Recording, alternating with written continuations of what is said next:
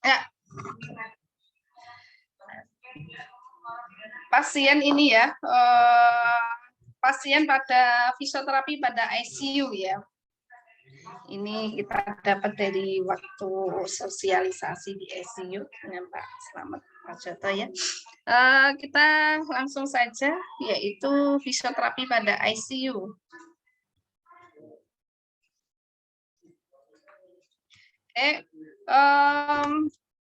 ICU atau Intensive Care Unit itu adalah perawat intensif atau rawat dalam kondisi kritis, terutama pada gangguan kardiorespirasi vaskuler, dengan menggunakan alat bantu serta ditangani dengan tim. Jadi tidak cuma dokter, tapi itu adalah tim. Nah, biasanya siapa aja yang harus dirawat di dalam ICU? Itu adalah orang-orang yang mempunyai gejala gagal nafas atau kritis pernafasan. Ya, nah, orang yang gagal nafas atau kritis pernafasan itu perlu mendapatkan penanganan atau perawatan di ICU karena di sini ini pada gagal nafas itu resiko terjadinya kematian, gitu ya. Selanjutnya adalah indikasi yang memerlukan alat bantu pernafasan yang perlu memerlukan pernafasan seperti oksigen, gitu ya. Selanjutnya harus menggunakan sonde dan sebagainya, gitu ya. Yang ketiga adalah tidak stabilnya pernafasan. Dan kritis trauma kapitis. Ini trauma kapitis ini kadang bisa menyebabkan gangguan yaitu koma atau ketidaksadaran. Ini adalah kondisi yang memerlukan perawatan yang intensif. Jadi orang-orang yang memerlukan perawatan intensif harus dimonitor baik EKG-nya, jantungnya, respirasi rate-nya, oksigen dalam darahnya, tensinya harus dikontrol setiap saat. Itu perlu di dalam ICU karena di dalam ICU pasien itu nanti akan dipasang beberapa alat. Sudah ada alat monitornya yang terdiri dari bisa mengecek tensi darahnya, respirasi rate-nya, terus saturasi oksigennya, selanjutnya kardiovaskulernya, yaitu dengan EKG tadi. Jadi tahu irama jantung seperti apa. Nah itu sudah di dalam satu monitor. Di dalam monitor itu kita sudah bisa melihat semuanya. Itu. Halo. Ya, Bu. Ya, Bu. Kita lanjut lagi. Mengenai gagal nafas. Gagal nafas ini diartikan sebagai kegagalan pertukaran gas dalam paru yang ditandai dengan turunnya kadar oksigen di arteri atau peroksinemia atau kadar karbon dioksida atau kombinasi keduanya.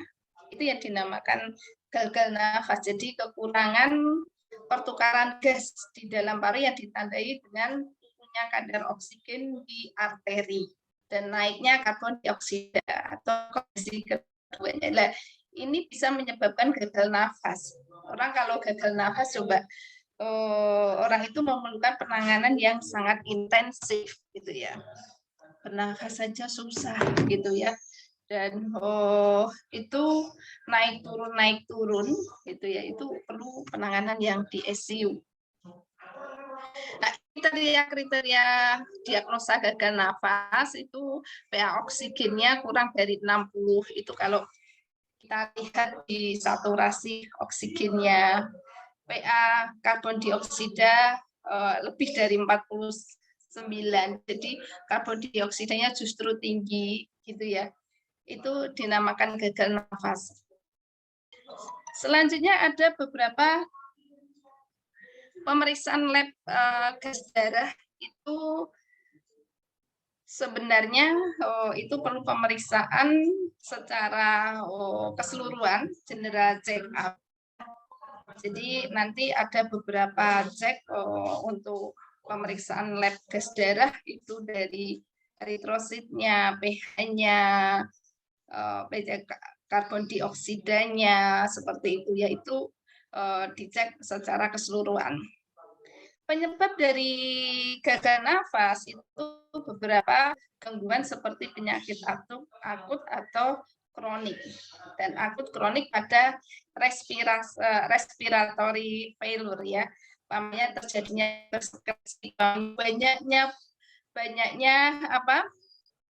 banyaknya sputum di dalam bronkus, spasmo bronkus, udem mukosa ya. Jadi banyaknya sputum di dalam bronkus itu ya, sehingga akan menghalangi jalan nafas, sehingga di situ nanti bisa menyebabkan atrofi, lama-kelamaan menyebabkan atrofi di dalam paru-paru. Terus udem mukosa ya, bronkus daripada spasmo bronkus itu contohnya pada penderita asma. Jadi bronkusnya itu terjadi spasme karena di situ terjadinya penyempitan di saluran nafasnya. Begitu. Sehingga antara inspirasi dan ekspirasi itu pasien itu mengalami gangguan. Selanjutnya bronkitis. Bronkitis itu adanya peradangan pada daerah bronkus karena banyaknya lendir di dalam bronkus. Sehingga ini ada akut, ada kronis. Biasanya kalau akut akan diikuti beberapa tanda, adanya demam, begitu ya. Terus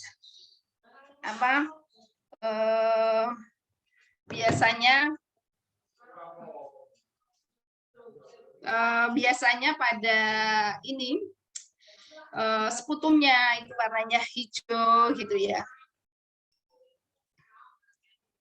Selanjutnya, etiologi di dalam gagal nafas itu juga bisa disebabkan karena gangguan pada otak seperti pada neoplasma ya, epilepsi, hematoma, terjadinya pendarahan pada subdural, keracunan morfin ya.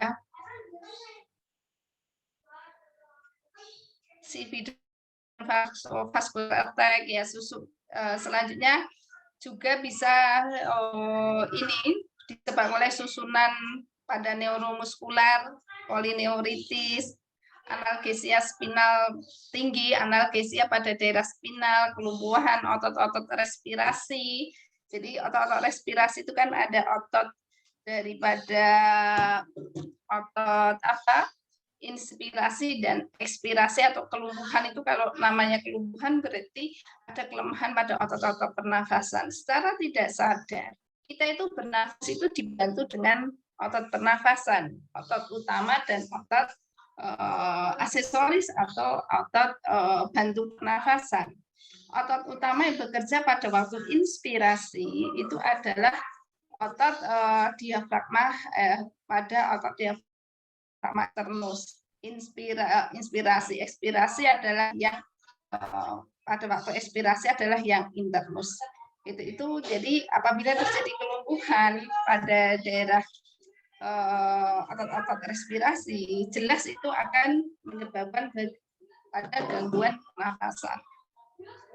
Selanjutnya adanya trauma pada dinding torak, diafragma ya, atau trauma pada toraknya. Kita ingat bahwa daerah torak itu adalah daerah yang hubungannya dengan organ ya.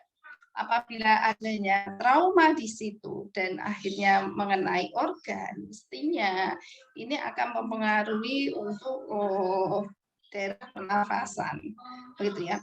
Terus gangguan pada paru seperti asma, infeksi paru, pneumonia, udem paru ini bisa menyebabkan gagal nafas. Selanjutnya pada gangguan kardiovaskuler itu gagal jantung, emboli paru gitu ya. Pasca bedah itu laparotomi setelah pembedahan itu biasanya masuk di dalam ICU untuk evaluasi.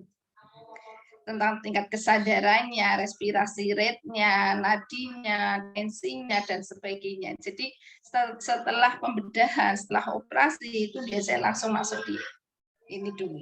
Selanjutnya adalah komplikasi rawat inap ICU itu ya. Komplikasinya apabila pasien ini di ICU terlalu lama itu akan terjadinya peningkatan resiko infeksi pada nasokomial atau atelektasis yang dinamakan atelektasis itu infeksi pada nosokomial. Selanjutnya adanya gangguan mekanik ventilasi pasien yang memungkinkan terjadinya force respirasi ya. Jadi penurunan inspirasi maksimal dan ekspirasi maksimal. Terus adanya karena di ICU pasien dalam posisi imobilisasi, maka pada imobilisasi pada pasien dengan penyakit klinis akan menderita muscle deconditioning dan peningkatan risiko DVD trombosis ya. Jadi kalau pasien itu lama di ICU itu risiko terjadinya kelemahan pada daerah otot dan peningkatan pada DVT ya.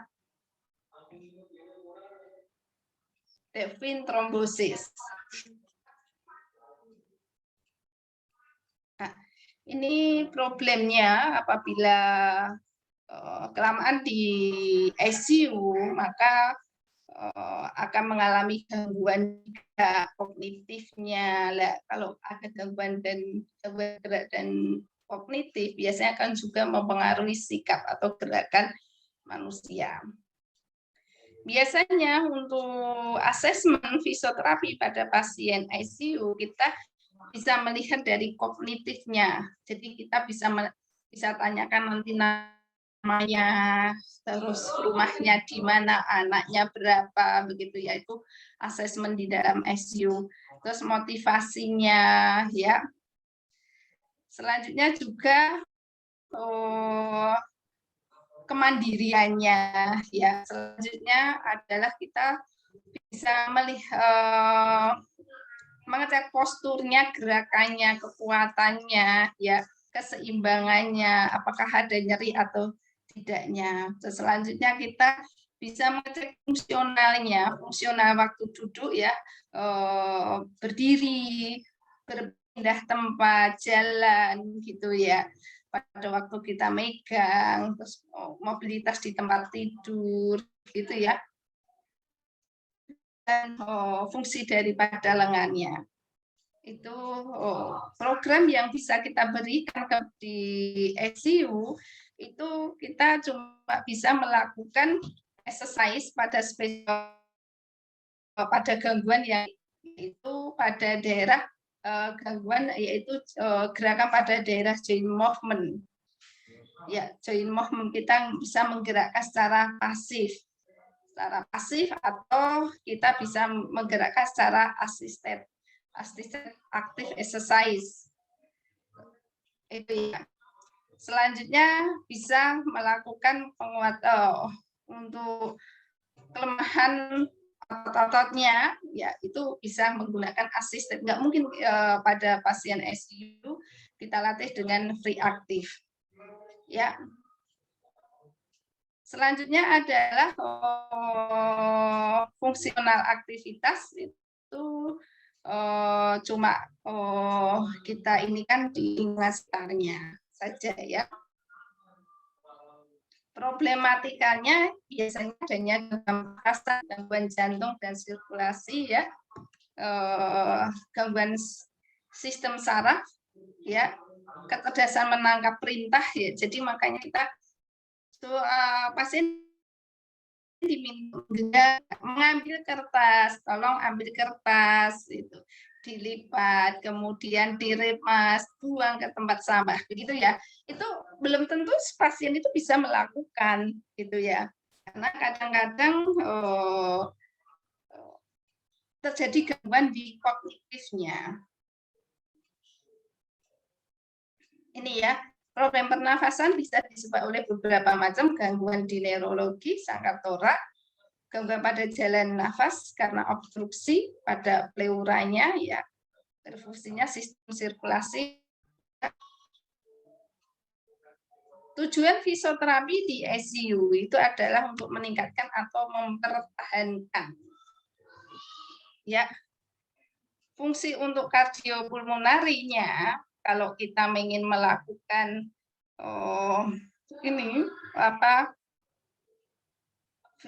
intervensi untuk fungsi kardiopulmonal, ya, kita bisa melatih pasien dengan positioning. Kita miringkan kanan kiri, gitu ya. Tidur setengah duduk, begitu itu untuk mempertahankan fungsi kardiopulmonarnya, membuka jalan nafasnya. Kita coba oksigennya kita setel menjadi lebih rendah, gitu ya. Terapi meningkatkan ventilasi, namanya pada waktu dia gangguan nafas kita bantu, ya, kita tekan, gitu kan, untuk meningkatkan ventilasi, gitu ya, memfasilitasi dan stimulasi breathing, gitu ya. Kita menstimulasi kontrol breathing di bawah, gitu ya. Itu adalah untuk stimulasi breathing-nya, dan latihan breathing exercise ini untuk mempertahankan fungsi kardiopulmonalnya. Nah, untuk mempertahankan atau meningkatkan fungsi muskuloskeletalnya, yaitu dengan joint function atau movement, kita menggerakkan sendinya, ya. Jadi bisa kita lakukan tergantung yang pertama harus kita lakukan pasif terlebih dahulu. Itu pada waktu kita melakukan gerakan pasif, itu pun juga harus kita lihat monitor tensinya. Jadi pada waktu sebelum kita latih, itu harus kita tahu, kita catat dulu. Tensinya berapa, nadinya berapa, saturasi oksigennya berapa, ininya berapa. Setelah itu kita latih dulu dengan pasif, berapa kali pengulangan. Selanjutnya kita tulis lagi. Oh, ternyata kalau terlalu tinggi, dosisnya kita turunkan. Lah, itu nanti sebagai buat catatan untuk terapi keduanya. Hari kedua harus tidak boleh lebih dari itu. Ternyata kok kenaikan sekali, berarti dosis turun seperti itu. Jadi makanya setiap orang dosis akan berbeda-beda. Dan latihan pun juga ditentukan oleh keadaan pasiennya. Ya, selanjutnya adalah performa kerja otot. Performa kerja otot itu jadi kita harus ini kan otot-otot top grupnya. Begitu ya. Jadinya umpamanya asisten. Yuk Ibu ngangkat lengannya gitu. Itu ya. Nanti kita bantu. Latihan balan, koordinasi, dan komunikasi. Lanjut performance-nya, kita melakukan ambulasi atau agar aktivitas sehari namanya makan sendiri, minum sendiri, begitu ya. Fungsi untuk mempertahankan atau meningkatkan fungsi neuromuskular dengan melakukan sensasi. Kita lakukan sensasi dan stimulasi. Stimulasi kita lakukan dengan stimulasi proprioceptiknya, begitu ya. Terus kita inhibisi ada gangguan ada gangguan spastiknya, kita inhibisi spastiknya, tangan begini. Kita inhibisi, kita buka tangannya, begitu ya. Itu. Nah, ini proses fisioterapi. Pertama kita melakukan asesmen, reasesmen itu. Setelah pertama kita asesmen, kita melakukan planning dan intervensi. Selanjutnya kita lakukan asesmen ulang. Begitu ya. Jadi kita harus bisa menemukan analisa dari hasil pemeriksaan tadi. Selanjutnya kita melakukan intervensi, ya. Kita bisa mengidentifikasi problem pasien itu apa. Selanjutnya kita bisa memplanning treatmentnya, maka baru kita bisa problem ini ya, bisa mengidentifikasi problem, kita bisa menentukan diagnosa, baru kita bisa menentukan daripada rencana intervensinya, begitu ya.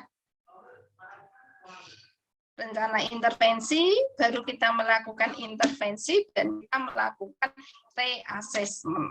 Jadi pertama kita melakukan assessment, dari assessment itu kita bisa menganalisa apa yang kita temukan, kira-kira permasalahan. Nah, itu kita bisa melakukan diagnosa. Setelah itu kita melakukan planning intervensi. Selanjutnya intervensi, selanjutnya kita melakukan reassessment. Jadi reassessment ini sangat penting ya, harus kita lakukan setelah kita melakukan intervensinya. Apakah intervensi yang kita pakai itu adalah berhasil? Apakah ada hasil? Namanya ada nyeri, apakah terjadi penurunan atau justru peningkatan nyerinya? Apakah setelah kita latih malah pasiennya tambah sesek? Begitu. Kalau tambah sesek berarti ada kesalahan. Apakah di posisinya, ataukah pasien terlalu fatigue, terlalu lelah? Maka dosis kita turunkan. Begitu ya.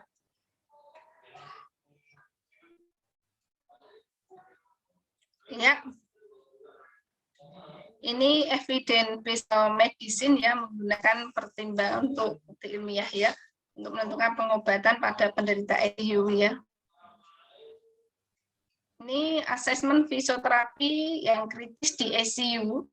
Ini kalau pemeriksaan fisioterapi yang kritis di ECU, posisi pasien kita harus benar-benar memperhatikan, memudahkan proses pernafasan, membantu sirkulasi, menguntungkan bila terjadi kekakuan, mencegah dikubutus, memudahkan atau memfasilitasi pernafasan. Jadi apabila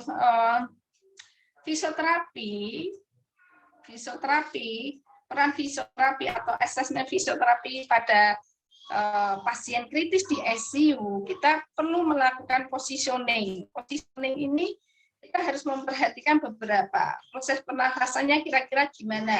Oh ya, apakah saya harus melakukan dengan laying, apakah harus prone laying, apakah harus supine laying, begitu. Apakah prone crook laying, ya, apakah supine crook laying, gitu. Jadi di situ memperhatikan gangguan pernafasan utamanya disebabkan oleh pneumonia, gitu. Kita posisi pasien harus saya gimana kan? Kita harus memikirkan proses pernafasannya, sirkulasinya, apakah ada kekakuan tidak. Oh iya, ini bagaimana saya harus mencegah dikritnya, ya, gerak fungsional sebagaimana, gitu ya. Itu harus difikirkan. Itu adalah fisioterapi, karena biasanya perawat kadang jarang memperhatikan ke situ.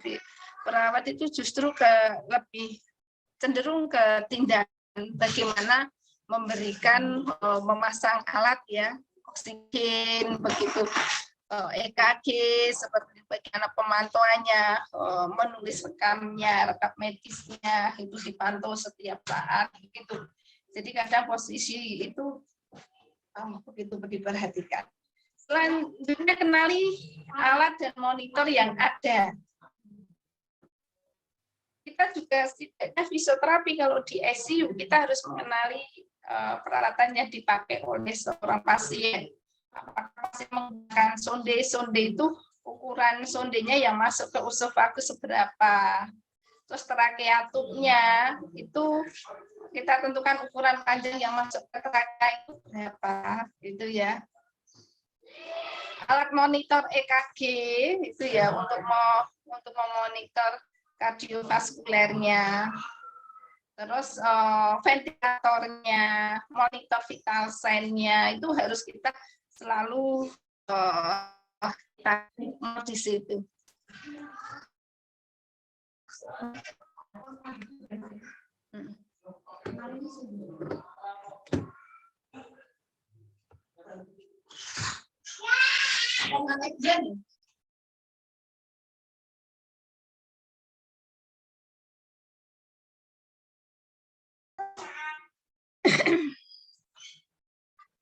assessment itu kita lihat vital sign-nya, ya. Assessment yang kritis di ICU, kita periksa vital sign-nya, fungsi tingkat kesadaran dengan menggunakan skala Glasgow, ya. Nanti mengenai kesadarannya, verbalnya, gerakannya, gitu ya. Kita lihatnya nanti untuk kesadaran. Kita lihat matanya, bicaranya, dan gerakannya. Itu ya, itu untuk ngetes tingkat kesadaran. Untuk mengetahui fungsi jalan nafas dan paru, itu kita kalau ada sesak nafas kita bisa cek yaitu dengan skala Vogt-nya. Fungsi jantung itu kita bisa melihat dari EKG-nya. Ya, fungsi sangkar tulang, sendi dan otot itu bisa kita lihat palpasi dan inspeksi. Fungsi untuk umum untuk sendi, otot, gerak kita bisa melakukan pemeriksaan gerak-gerak, pemeriksaan fisik, gitu ya. Ya, ini beberapa pemeriksaan untuk kesadaran. Nah, tingkat kesadaran itu bisa diobservasi melalui mata, verbal, dan gerakan. Ya, mata itu nanti nilai 1 itu tidak mampu membuka mata. Nilai 2 bisa membuka mata dengan rangsangan sentuhan nyeri. Nilai 3 membuka mata dengan rangsangan lebih keras, yaitu kita dengan suara yang harus keras. Nilai 4 membuka mata dengan rangsangan ini ya, rangsang ringan dan lama. Ya.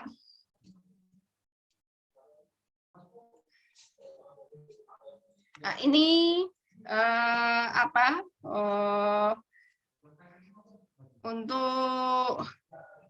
Untuk Glasgow Coma Scale, ya, itu nanti akan dituliskan biasanya. Ini sering muncul. Ini kalau pada waktu uji kompetensi selalu muncul ini Glasgow Coma Scale, walaupun 1 atau 2 itu pasti ada.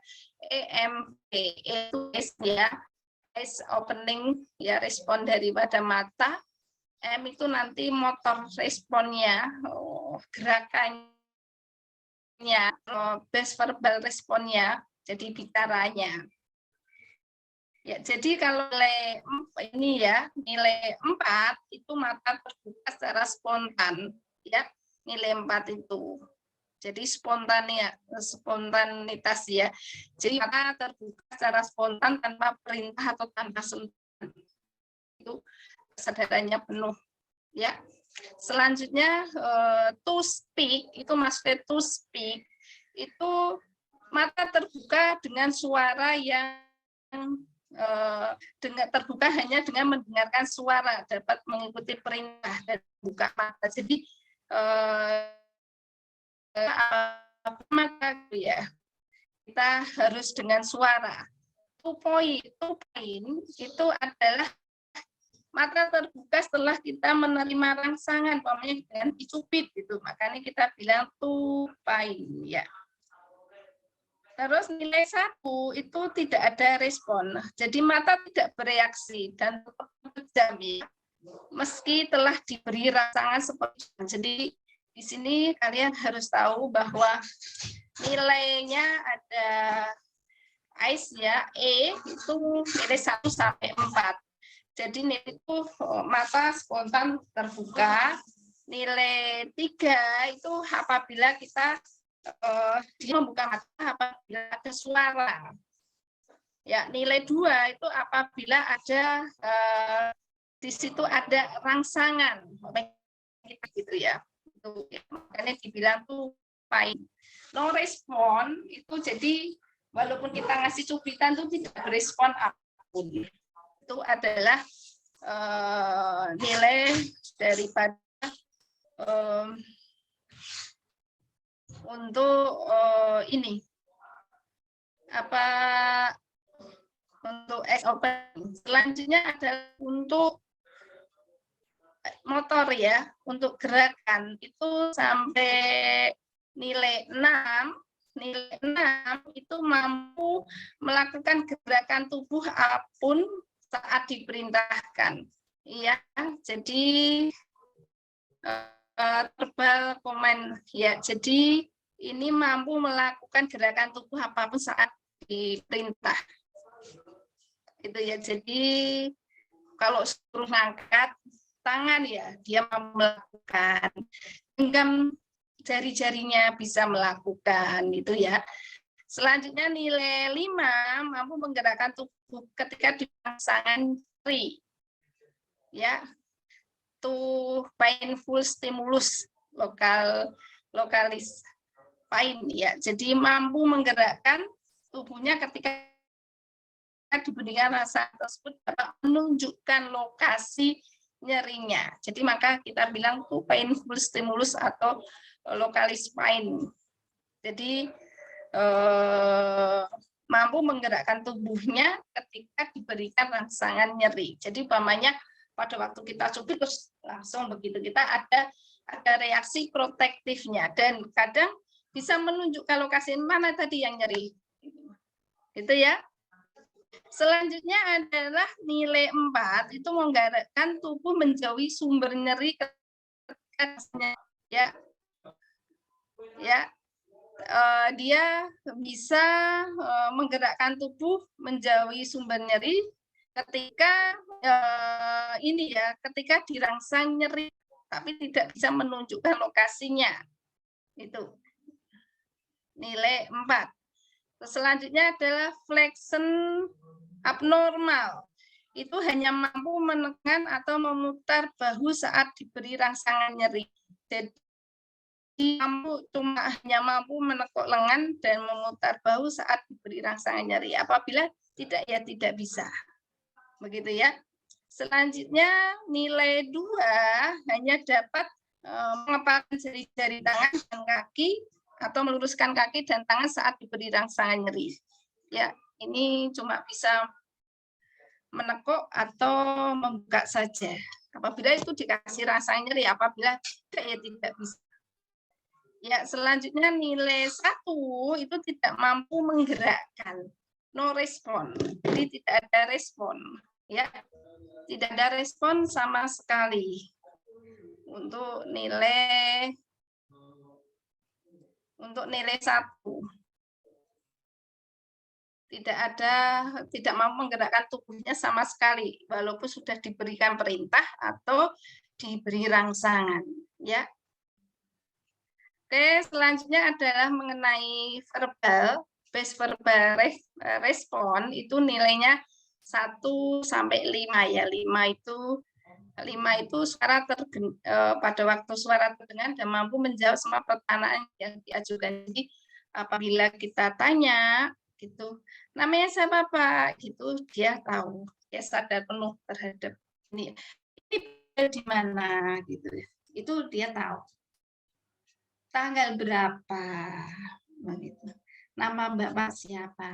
Gitu ya. Itu namanya oriented and converse ya.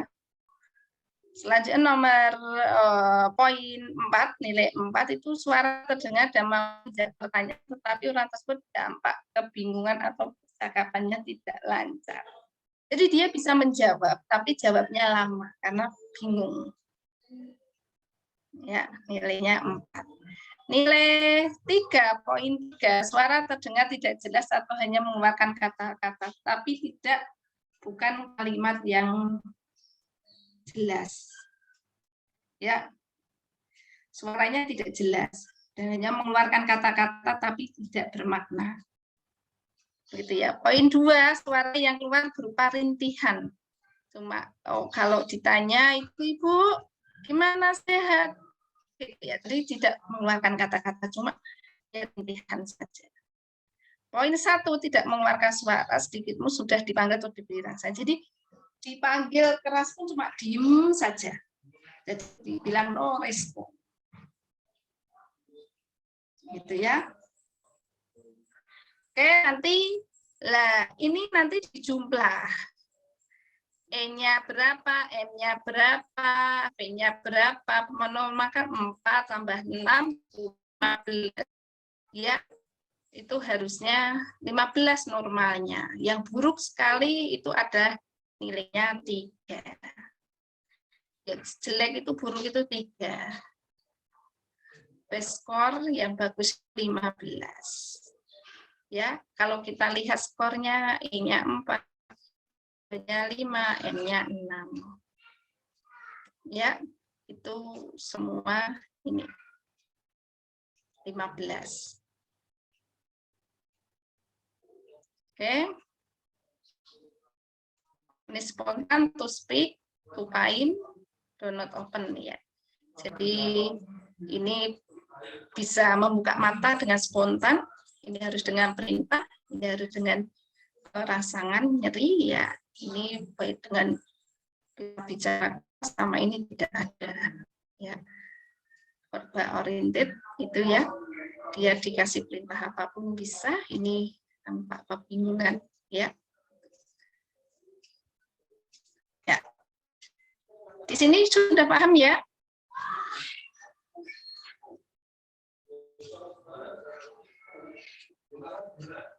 Halo?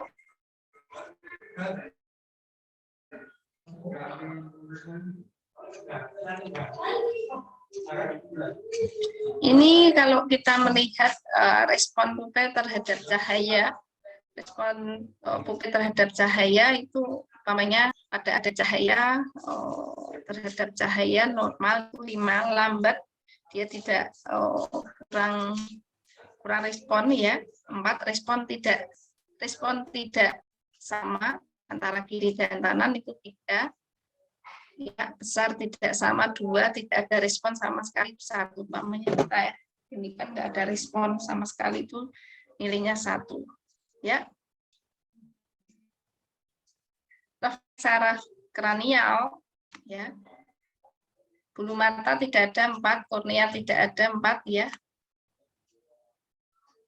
Kejang, skor kejang tidak ada, itu 5, kejang vokal, umum atau intermitan, itu 3, kontras itu 1 ya. Kadang-kadang ada, kadang tidak, gitu ya. Karena ini pada waktu tidak sadar ini, kita harus melakukan beberapa pemeriksaan ini ya. Nah, spontan itu ya. Itu 5 periodik, kadang ini kadang turun, kadang ini 4 ya.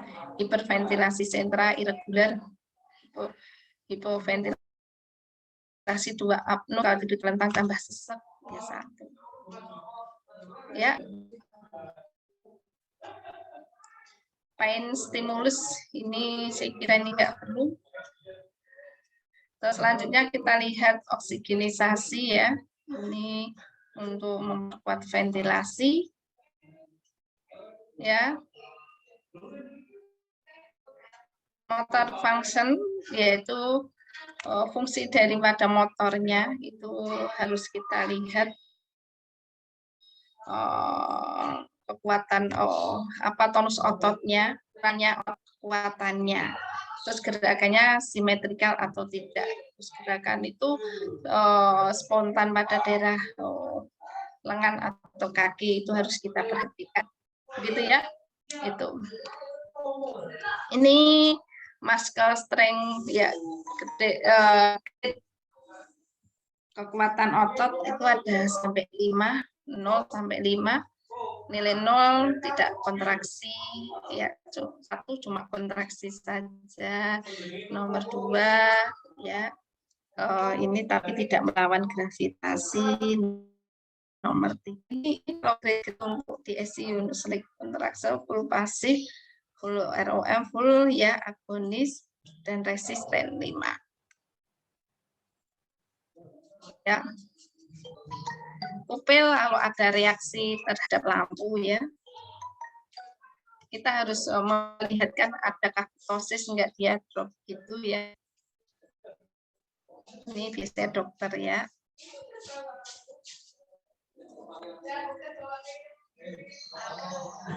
Ini ocular movement kita lihat ada satu sisi gitu ya. Itu terus apakah ada gerakan spontannya kanan kiri itu ya. Itu bisa dikontrol oleh sistem nafas sentral ya, sistem nafas sentral 3, 4, dan 6 ya. Ini kita harus melihat pengeluaran daripada urinaria, oliguria, enggak tidak. Refleksnya kita melihat ada patologis refleks tidak bisinya, bagaimana selanjutnya gagnya gimana ya. Terus ada gangguan coughing tidak.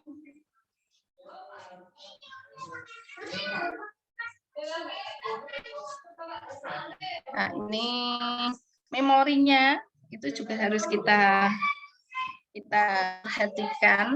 Kita bisa menanyakan beberapa objek ya, beberapa objek yang kita tanyakan ya. Terus nanti atau kita bisa nanti menirukan begitu, itu untuk memori pendek ya.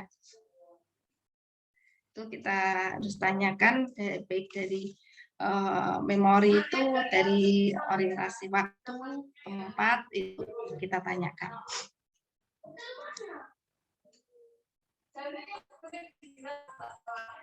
Ini emosional stability dan bahasa stabilisasi ini kita emosional, gangguan di emosional itu moodnya bagaimana, perasaannya gimana gitu ya. Terus untuk bicara dan bahasanya, dari artikulasionya gitu, kompresifnya ada langsung bicara secara spontan, tidak bisa menjawab beberapa apa kalimat mengenai fungsi ya, itu ya, namanya begitu. Apakah ada gangguan bicara ya, dari suaranya. Jadi ini selanjutnya untuk gate-nya cerebral function. Kalau kita lihat dari gate-nya itu apakah terjadi cerebral ataxia ataukah skisor gate. Itu skisor gate itu kalau jalan, Parkinson shuffle itu kalau jalan seperti ataxia gate itu ya. Jadi pada membuka terus gerakannya spontan deg-deg atau berhenti gitu ya. Itu. So spastik paralisis itu biasanya namanya fleksi ini ya, gitu. Itu cerebral function pada gate-nya. Cerebral function balance itu bisa tes rombek tes ya. Nanti suruh tutup mata 20 detik, nanti kira-kira goyang atau tidak begitu ya. Itu rombek tes itu untuk mengetes keseimbangan ya. Selanjutnya tes koordinasi, terus suruh berdiri satu kaki gitu ya, gitu. Besok kita lakukan praktek ya, untuk tes-tes yang berhubungan dengan keseimbangan. Jadi untuk koordinasi, pamannya kita suruh terus begini, ini latihan koordinasi, yaitu Frankel exercise. Ya. Ini sensory function, tes distal pain arm dan leg. Ya, kita tes dengan tes sensasi, tes halus, tes kasar, tes nyeri tekan pada daerah lengan dan kaki. Begitu ya.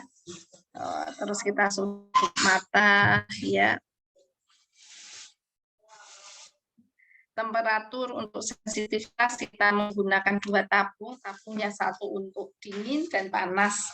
Itu ya, nanti suruh merasakan ini panas atau dingin, ini tidak panas atau dingin. Itu ya. Ya. Untuk tes proprioceptic vibration sensation, untuk proprioceptic kita send motion, position dan vibrasi, yaitu itu kita ini kan send motion, position dan vibrasi, makanya dengan duduk kita lakukan send motion. Kita ini kan atau kita fleksikan lengannya, kita lakukan aproksimasi. Itu ada rasa sendi, rasa posisi sendi, posisi sendinya, gitu ya. Terus gerakannya kemana? Kita lakukan vibrasi, gitu ya. Itu adalah untuk pasangan proprioceptif. Ya, ini untuk ketika sensasi dengan stereopnosis, gravitasis, itu kita dengan nganukan beberapa tulisan ke punggung, angka berapa begitu ya. Itu poin diskriminasi itu kita sentuh, itu dia bisa menyebutkan di beberapa itu ini di mana. Ya. Ini untuk superficial dan cutaneous reflex, abdomen dan pantat. Abdominal reflex ya, itu bagaimana kontrol upper abdominal muscle-nya, bagus tidak waktu kita lakukan stretch ini ya, dorong bagaimana ya.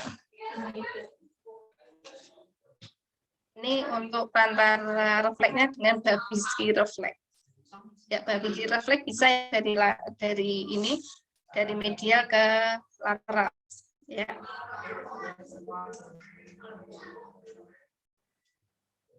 Ya, deep tendon refleks, bicep refleks, tricep, patella, arterius dan brachioradialis. Saya kira sudah semua bisa melakukan ya, besok kita praktekkan. Nanti jenis intervensi pasien di ICU, positioning, oksigen terapi ya, breathing, chest fisioterapi, inhalasi, mobilisasi, edukasi. Chest fisioterapi terdiri dari postural drainase, pasien kita posisikan positioning, kita lakukan tapotemen, breathing, ohing atau huffing, ya, assisted ohing huffing, ya. Ini harus kita lakukan prakteknya. Kemudian jelas nafas, kita bisa melakukan inhalasi dengan nebulizer, chest fisioterapi ya, kita ini kan mobilisasi, ambulasi dan edukasi ya. Ini.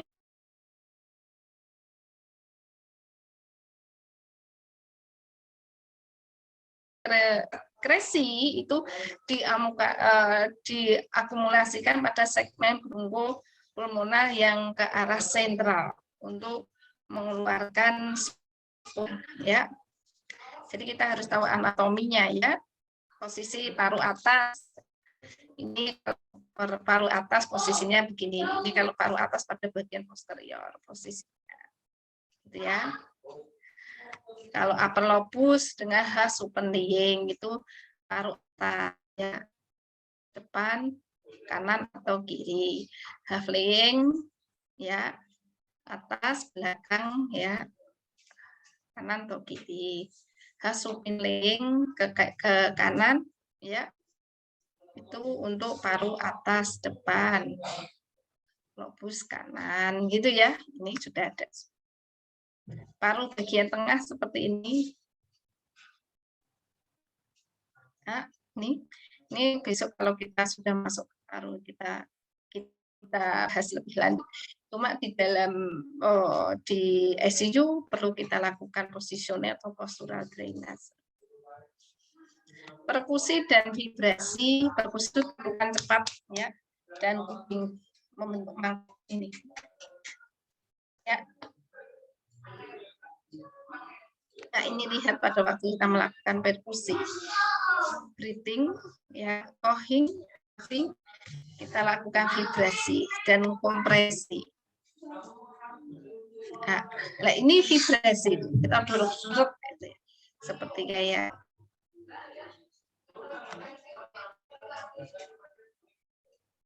bantuan latihan batuk. Pada waktu batuk kita bantu sambil kita pegang. Nah, ini contoh pasien dengan menggunakan trakea cup ya, dengan suction. Ya. Ya. Ini kalau dalam ICU ya, monitornya sangat banyak sekali ini. Ya. Nah, ini fisioterapi melakukan stretching. Ya. Nah, ini kalau pada ICU kita baca vital sign-nya, ventilatornya, alat-alat EKG, infus, sondenya, gitu ya.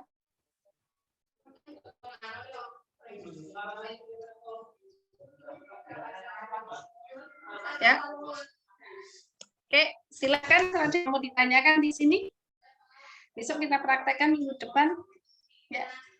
Mungkin besok minggu depan kita pun bisa ketemu. Ya, jadi Rabu kita bisa praktek di kampus. Oke, silakan kalau ada yang mau ditanyakan mengenai masalah pasien pada ICU, silakan kalau ada yang mau ditanyakan.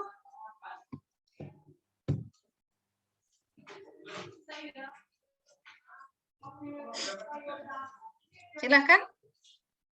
Tidak ada. Kalau tidak ada, mungkin pertemuan hari ini kita cukupkan sekian. Yang tidak masuk ini ada Dika, ya. Ada Damar masuk. Ya. Dika, Damar, Gana. Tidak ada. Berarti ada. Damar, Bu. Ya. Damar ada. Oh, Damar ada. Yang enggak ada Dika sama Genang ya. Oke, baik. Berarti Dika, Genang, ada Genang ada, Bu. Ya, Lenggar ada ya? Oke. Ya, Bu. Lenggar hadir. Oke. Ya, baik. Terima kasih semuanya. Sampai ketemu nanti di hari Selasa. Terima kasih. Sehat selalu ya. Untuk pertemuan hari ini saya kira cukup sekian. Wassalamualaikum warahmatullahi wabarakatuh. Waalaikumsalam warahmatullahi Ibu Livia, terima kasih semuanya. Sehat selalu. Amin. Makasih, Bu. Sama-sama.